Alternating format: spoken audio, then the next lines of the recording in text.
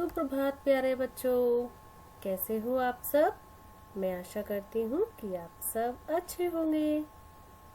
बच्चों, आपको याद है हमने पिछली कक्षा में क्या पढ़ा था? यस मैम, क्या मुझे पढ़ा था? याद है। हमने पिछली कक्षा में संज्ञा पढ़ा था। क्या तुम्हें संज्ञा की परिभाषा याद है? हाँ जी मैम, मैं बताता हूँ। किसी वस्तु, व्यक्ति, स्थान, जाति या भाव के नाम को संज्ञा कहते हैं। अरे वाह, आपको तो याद है। चलो एडी, अब तुम बताओ, संज्ञा के कितने भेद होते हैं? संज्ञा के 3 भेद होते हैं: व्यक्तिवाचक संज्ञा, जातिवाचक संज्ञा और भाववाचक संज्ञा। बहुत अच्छे। आपको पता है कि संज्ञा में जो परिवर्तन आता है वो किसके कारण आता है? नहीं पता? चलो मैं बताती हूँ। संज्ञा के विकार, आज हम इसी के बारे में पढ़ेंगे। तो चलो देखें। संज्ञा के विकार। विकार का मतलब है रूप परिवर्तन। जब व्यवहार में संज्ञा का रूप बदलता है तो वह संज्ञा के रूप में विकार उत्पन्न करता है। इसीलिए संज्ञा के रूप परिवर्तन को संज्ञा के विकार कहते हैं। लिंग। लिंग की परिभाषा। जिन शब्दों से पुरुष या स्त्री जाति का बोध होता है वह लिंग कहलाते हैं। लिंग बदलते समय ध्यान देने योग्य बातें। हमें कुछ बातों का बहुत ध्यान रखना होता है। जैसे लिंग बदलने पर क्रिया का रूप बदल जाता है। जैसे माली काम कर रहा है, मालिन काम कर रही है। लिंग के 2 भेद होते हैं, पुल्लिंग और स्त्रीलिंग। अब बारी आती है पुल्लिंग की। पुल्लिंग की परिभाषा क्या है? पुरुष जाति का बोध कराने वाले शब्द पुल्लिंग कहलाते हैं।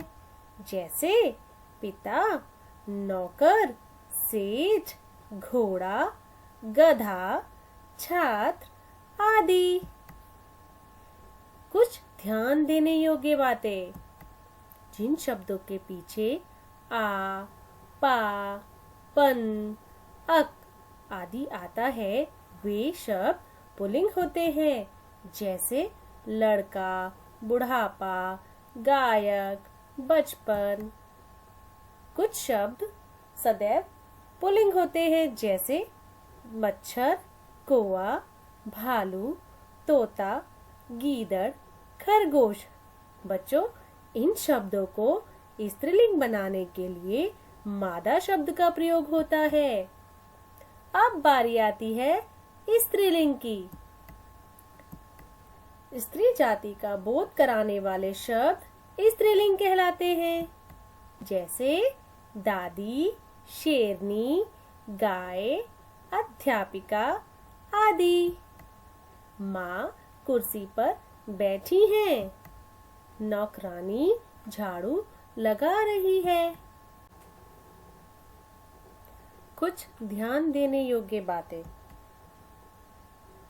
जिन शब्दों के पीछे ई, इया, आवट, आनी, आइन, इन, ता आदि लगा होता है वे स्त्रीलिंग शब्द होते हैं। जैसे बोली, डिबिया, सजावट, महारानी, पंडिताइन, धोबिन आदि। बच्चों, कुछ शब्द सदैव स्त्रीलिंग होते हैं। जैसे मक्खी, कोयल, मछली, छिपकली आदि सदैव स्त्रीलिंग होते हैं। इन शब्दों को पुल्लिंग बनाने के लिए नर शब्द का प्रयोग होता है। आइए कुछ और बातें जानें। कुछ संज्ञा शब्द स्त्री तथा पुरुष के लिए समान रूप में प्रयोग किए जाते हैं। जैसे राष्ट्रपति, प्रधानमंत्री, मंत्री, डॉक्टर, इंजीनियर, खिलाड़ी आदि। कुछ संज्ञा शब्द ऐसे हैं जो लिंग बदलने पर पूरी तरह बदल जाते हैं, जैसे भाई, बहन, पिता, माता, बैल, गाय, ससुर, सास, साधु, साध्वी। आइए कुछ शब्द देखें जो आ लगाकर बदले जाते हैं, जैसे छात्र, छात्रा, वृद्ध, वृद्धा, आचार्य, आचार्या। ई लगाकर बेटा, बेटी, कटोरा, कटोरी, हिरन, हिरनी। अब इया लगाकर चूहा, चूहिया, बूढ़ा, बुढ़िया, गुड्डा, गुड़िया। नी लगाकर मोर, मोरनी, शेर, शेरनी, ऊंट, ऊंटनी। आइन लगाकर पंडित, पंडिताइन, ठाकुर, ठकुराइन। आनी लगाकर नौकर, नौकरानी, सेठ, सेठानी, देवर, देवरानी।